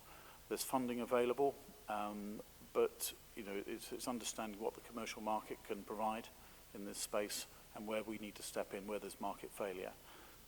Interesting members may know that this County Council probably installed some of the first electric charging points about 10 years ago in the County Council. The remnants of those charging points are still in place, and some of them are still there. We've handed them over to private suppliers now. So yeah, there's lots of charging in the workplace is absolutely on the agenda, and we're working through that and thinking about where we need to make the next steps. But watch this space, I would suggest on that. Chair, T-levels are the new reform for technical education for young people. So there's 15 routeways being rolled out over the next few years. So we're in the sort of pilot phase of that. So Paisley colleges are rolling out the ICT T-level over the next year or so. Big challenge around a lot of the T-levels. They require a significant industrial placement period. So part of our work has been working with colleges and providers as they begin to gear up to introduce T-levels over the next 3 years about how they're going to build those employer relationships to secure those employer placements. But T-levels are aimed principally at establishing a curriculum where you've got a technical routeway at level 3 equivalent to an A-level qualification. So it reduces the significant variation in vocational and technical courses being delivered. Councillor Ian Lawson, do you have a question? Yes, please. I've got one for James. We know that there are discussions going on with our present contractor. When are they likely to be? Can we expect a result? And are we going to? Does it look as if we're staying the same, or are we moving on? And the other one is JCB and another firm, I'm afraid, whose name I forget. They've come up with an alternative to tarmac and presented it to the highways people. I was just wondering whether that's progressing any further, and these machines from JCB, are we using them? Thank you. Thank you, Councillor. On the highways contract, the contract itself is a 10-year contract, but built into that implicitly is the flexibility to adapt it and evolve it and change as necessary. So we have just starting we're just at the start of a process now to do within the contract what's called a year 8 refresh, and it identifies all the sort of relative strengths and weaknesses, etc., to work out any improvement and evolution. But in parallel to that, with the Cabinet's enthusiasm and highways coming up the agenda, we are also embarking upon a revisioning of what the highways offer is. So we're working in that process now. We'll be going through informal Cabinet over the next few weeks to start shaping that sort of strategy, and we should get a plan that comes out of that in terms of what sort of changes will marry up into the year 8 refresh as well, so we can align all that into a clear action plan. So it would be possible to answer your question in much more detail, probably in about 3 to 6 months' time. In terms of the JCB Pothole Pro, the County Council's Highways team have worked closely with JCB for a number of years on various iterations of the Pothole Pro type technology and equipment. We have undertaken a trial of the latest equipment on down in Gailey. I can't remember the name of the road now. We've done some trials there. it certainly has a role and function. It probably lends itself more to a kind of urban network where it's got decent construction and edge restraints, etc. But it's just one of a number of techniques which we use for various pothole repairs. We've got a selection of about 5 or 6 different types of treatments depending upon the road construction and location. And we're constantly always looking to work with, obviously, JCB, other Staffordshire companies and other SMEs, and SMEs as well, about innovation in road maintenance capability. Councillor Smith. Chairman, two points really. One, just picking up on the point that Councillor Lawson's just made. I discovered the other day, after 8 years on this council, that we have a research department that deals with highways and particularly with road repairs, because I raised the point that Staffordshire University students, when they presented to members, raised the point about using waste materials, and I was told that that was being considered by our research department. I never knew after 8 years on this council that we had a research department. I don't know whether it's worthwhile putting it on our work programme, but I would really very, very much like to know what that does and what the outputs have been from that department. What I particularly want to do, and perhaps it's mostly directed at Darrell, with the demise of the LEPs and the transfer of their funding to districts and boroughs, how does that affect our funding where we look at the major projects being county projects, not district and borough?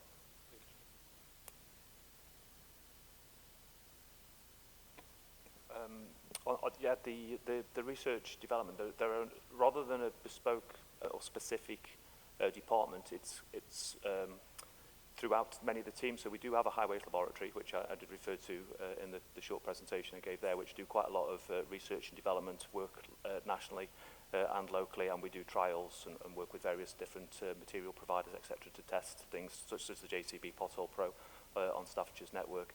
In addition to that, we're also plugged into a national body, an organisation which is called the Association of Directors of Economy, Environment, Planning and Transport.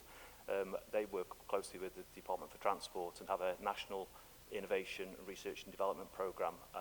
And we won a £2 million bid 2 years ago now to test and develop various transport and connectivity, sustainable mobility innovations, and working with small and medium enterprise. But the big part of that was it plugged into a national network, whereas actually other local authorities, including Kent, who are doing the same sorts of trials on more specific road maintenance type activities. So again, we're sharing that kind of intelligence. And then within the service itself, in addition to the laboratory, we've also got a specification group who are constantly doing that sort of outward-looking benchmarking for latest innovations in road maintenance capability, technologies, different materials, to sort of share that learning. Chairman, I think members would be fascinated to see a presentation on that. David, I've got it on my agenda. Recycling materials for filling potholes, highlighted and in block capitals. Yes. Councillor Hutton, did you have a question? I do. It was a two-part question, Chair. The second part was on the local enterprise partnership, if that's okay. So the government have instigated a review of local enterprise partnerships nationally with an end date of the summer recess. What will actually come out of that isn't 100% clear yet. It looks like LEPs will still exist in some form and have a role to play in local areas, but at what scale, what geography and what funding is unclear. You're right in that the two recent pilots the government announced, levelling up funding, which was capital for infrastructure, and the community renewal funding, which was revenue for traditional projects to support communities and employability, have been run through local authorities, not local enterprise partnerships, through district councils as well as two-tier, as well as county councils in two-tier areas. So I think perhaps it's an area that, as those pilots become clear in terms of what the government thinking is going forward for policy, is something that this committee would want to see and shape going forward, I would imagine.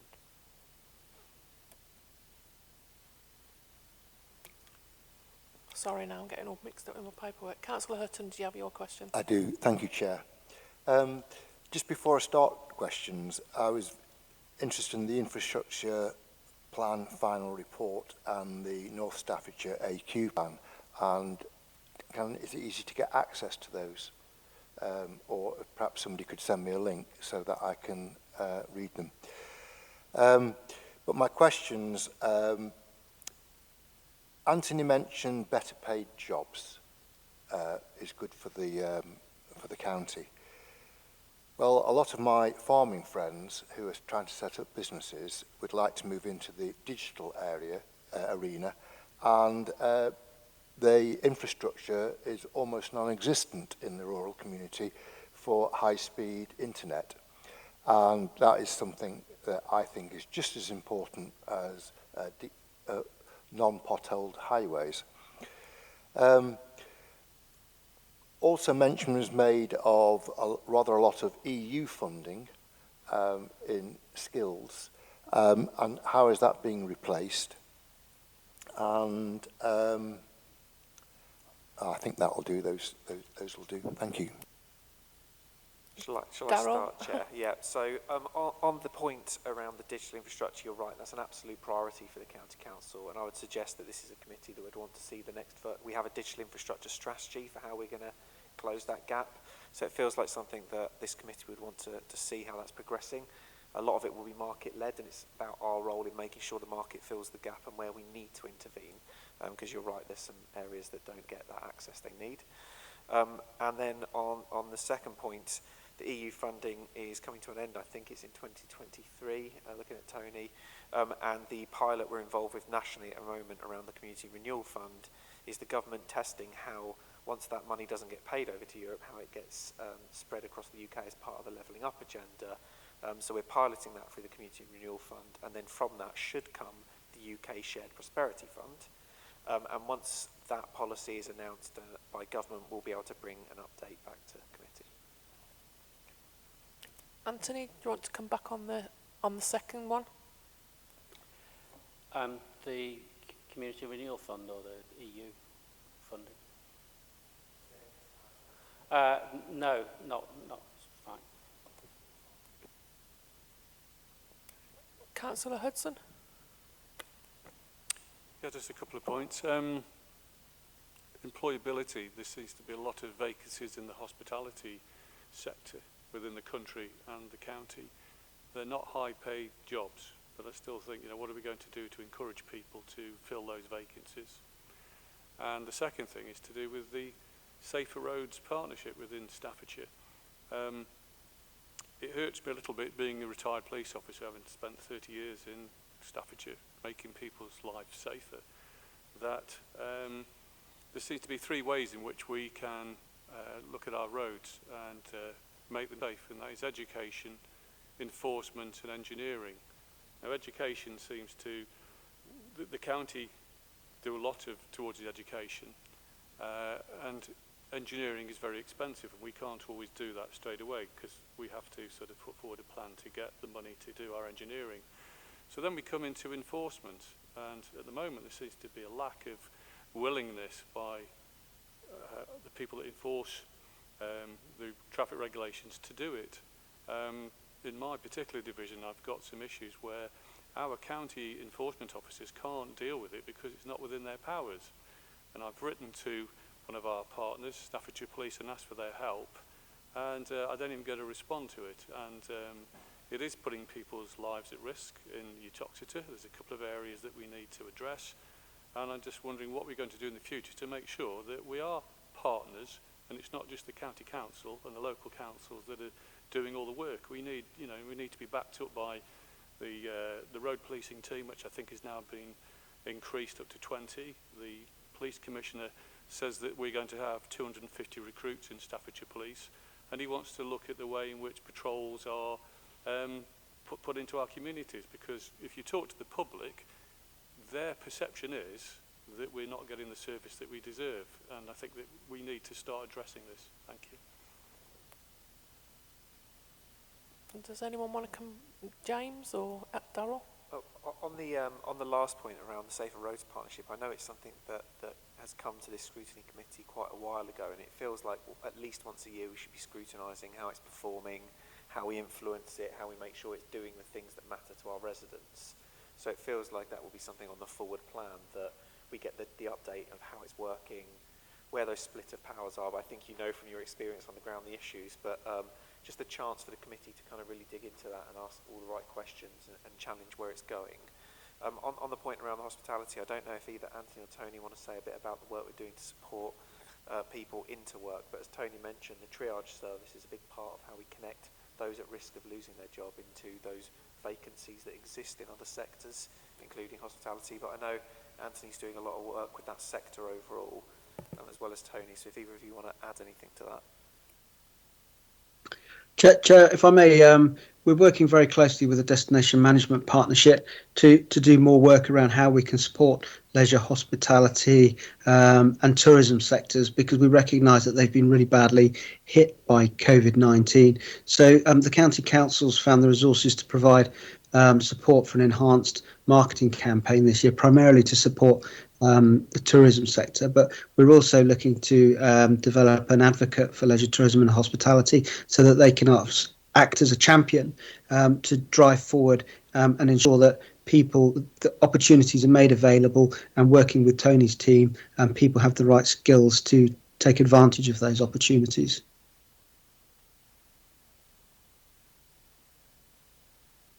Thank you, Anthony. Councillor Williams, have you got a question? Thank you, Chair. My question is about transport to school, and I do find that this rule about 3 miles from school, for instance, is quite a problem for many, many people. We've heard about the problem that young girls get at school, but believe you me, if you take Wedges Mills to the Cheslin Hay Academy, anyone walking from Wedges Mills to the academy, because there is no transport there, there's no footpaths for them to use. They have to cross possibly the biggest amount of traffic that anyone could ever find as it makes its way towards the M6. And quite frankly, what we should be doing is not just saying transport 3 miles, we should be saying transport from 3 miles down to the school, picking people up as we go along so that they can get safely to school and also get safely home. And I think the word safety has got to come into what we're talking about. It's not just 3 miles from school, it's how to get from home to school safely and how to get from school to home safely. And I just wonder, can we start looking at that particular problem? Because there is no doubt about it. It is very dangerous for some children to get from home to school. Thank you, Chair. I'm happy to answer that. To a certain extent, you talk about national legislation here. I'm not trying to hide behind that, but that's, that's the law. We're working within that. Having said that, of course, safer routes to schools is something which this authority has been dealing with for probably over 20 years. And we had a specific programme for this work probably 10 years ago now. And a lot of schools, and we looked at that 3-mile envelope to make sure that the walking routes and the were suitable for cycling and walking. And that work sort of continues as well in terms of encouraging walking buses, etc. So, there's a lot of schools and there's a lot of highway network in Staffordshire. So I'm not saying there isn't any problems out there, but if there are, then they could be put in by the local member scheme programme. So, thank you. Any further questions? No? Okay, we'll move on to the next item then. Developing the work programme. Deb? No, this isn't Deb's normal committee, so bear with her. She's doing extra work today. Thank you, Chair. The report was circulated with the agenda papers. Just a couple of points to draw attention to. When developing the work programme, members perhaps take account of the detail in the report, matters carried forward from last year's work programme, matters to be included from the forward plan for pre-decision, recurring work programme items, one of which we've already mentioned today, HS2, and also to take into account the priorities and the challenges given in the presentations today. Over to you, Chair. Anybody got any questions on that? Okay. So item 6 then, you'll all know we've had a proposal from a member of the public. And before we go into that, I really want to thank this member, Michael Barr. He's the first member of the public to engage with us on a scrutiny report. So I just want to acknowledge that in the minutes, if I may, Deb. And his proposal is for 20-mile-an-hour speed limits. So what we're going to do with that one is we're going to take it and we're going to speak to officers and both vice chairs and have a look if we can go anywhere with it. I think it's only fair for us to acknowledge that a member of the public has engaged with us. We know how difficult that is. So we're going to take that one away and see what officers recommend and have a discussion about that if you're all happy with that. Yes? Good. And I did have another one from... Well, it was sent to Councillor Ian Parry because he was chairman at the time, but it was on the changeover, and it was from the chairman of Eccleshire Flood Action Group about our flood and risk management strategy, or lack of it, as he puts in his letter. I won't read out the whole letter because it's how should I put this? It's a little controversial in places, so we'll leave it at that. But that's another one that we're going to take forward, speak to officers and see where we want to go with it, and then put it on the forward plan if that's okay with everybody going forwards. Okay. Item 7, monitoring outcomes. Is